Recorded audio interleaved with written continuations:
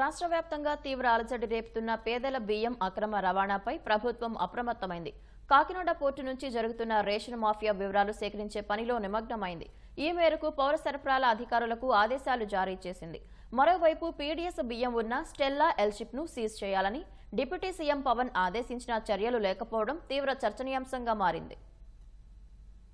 Kakinada port ద్వారా పేదల బియ్యం అక్రమంగా విదేశాలకు తరలిస్తున్న వ్యవహారంపై ప్రభుత్వం దృష్టి పెట్టింది. రేషన్ మాఫియాలో ఎవరెవరు కీలకం, వారి నేపథ్యం ఏమిటన్న సమాచారం సేకరిస్తోంది.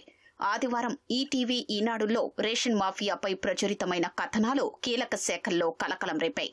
పోర్టు ఆధారిత వ్యాపారాలు చేస్తూ ఆరోపణలున్న వారిపై సమగ్ర నివేదిక ఇవ్వాలని ప్రభుత్వం ఆదేశించడంతో జిల్లా అధికారులు అప్రమత్తమయ్యారు. వివాదాస్పద ఎగుమతిదారులు, వారి లావాదేవీలు, వ్యాపార చరిత్ర, కేసుల చిట్టా తదితర వివరాల సేకరణలో జిల్లా పౌర సరఫరాల శాఖ అధికారులు నిమగ్నమయ్యారు.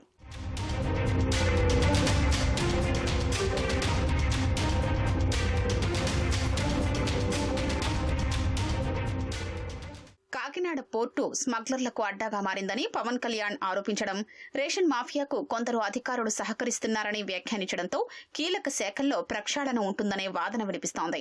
పోర్టులో గత ప్రభుత్వంలో జరిగిన అనధికారిక కార్యకలాపాలకు సూత్రధారులు ఎవరు, పాత్రధారులు ఎవరు అనే కోణంలో నివేదిక కోరినట్లు సమాచారం. ప్రభుత్వం చాలా స్పష్టంగా ఉంది. పేదవాడికి ఇచ్చే బియ్యం పక్కదారి పట్టకూడదు, పేదలకి చెందాలి.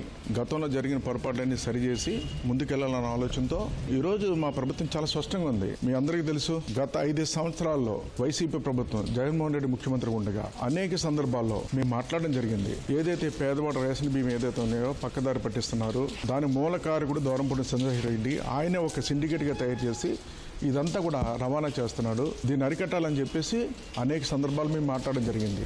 ఆ రోజు ఇక్కడ ఏదైనా మాట్లాడితే మా మీద తిరబడివాడు. వ్యాపారం చేస్తున్నాం మేము కింగులు, మా తాత ముత్తాత రైస్ వ్యాపారం అని నువ్వే చెప్పావు. ఈ రోజు నేను చేయట్లేదు అన్నావు అంటే ఈ రోజు సాగదు కాబట్టి నువ్వు మానేస్తావు.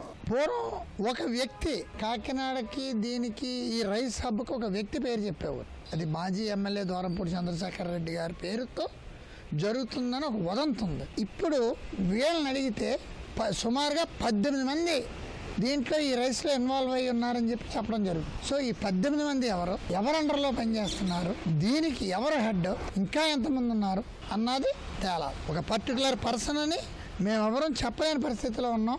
కానీ అధికారులు తేల్చి చెప్పాలి. అధికారుల మీద ఉంది ఇదంతా అని ఎందుకు చెప్పటం లేదు, ఇన్నాళ్ళు ఎందుకు చెప్పలేదు అంటే గత ప్రభుత్వంలో జరిగింది, ఇప్పుడు ప్రభుత్వంలో కూడా అదే చేద్దామని వాళ్ళు అనుకుంటుంటే మాత్రం అది జరగదు.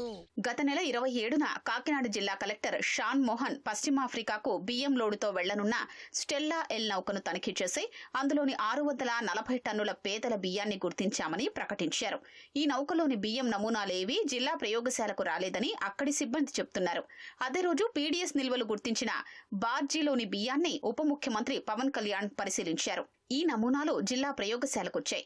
వీటిని పరీక్షించాలి. కొద్ది రోజులుగా పౌర సరఫరాల అధికారుల తనిఖీల్లో సేకరించిన నమూనాల పరీక్షలపైన భిన్న స్వరాలు వినిపిస్తున్నాయి. చెక్పోస్టుల పనితీరుపైన ప్రభుత్వం నివేదిక కోరడంతో కాకినాడ జిల్లా జేసీ రాహుల్ మీనా చెక్పోస్టుల తాజా పరిస్థితిపై పరిశీలనకు ఆదివారం సిద్ధమయ్యారు. కానీ జేసీ రాకపోవడంతో సిబ్బంది వెనుదిరిగారు.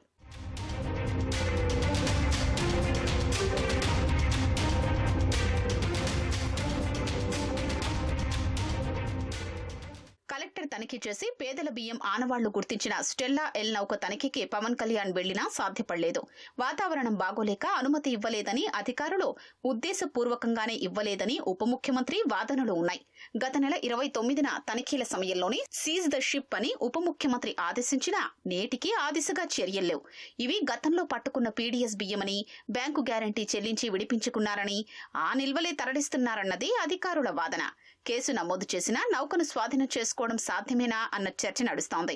విదేశీ నౌకను సీజ్ చేసి నిందితుల్ని అరెస్టు చేయాలంటే అడ్మిరాలిటీ కోర్టు, హైకోర్టు అనుమతి తప్పనిసరని అధికారులు చెబుతున్నారు. పవన్ కళ్యాణ్ ఆదేశించి 3 రోజులైనా అమలు దిశగా కనీస కదలిక లేకపోవడం చర్చనీయాంశమైంది.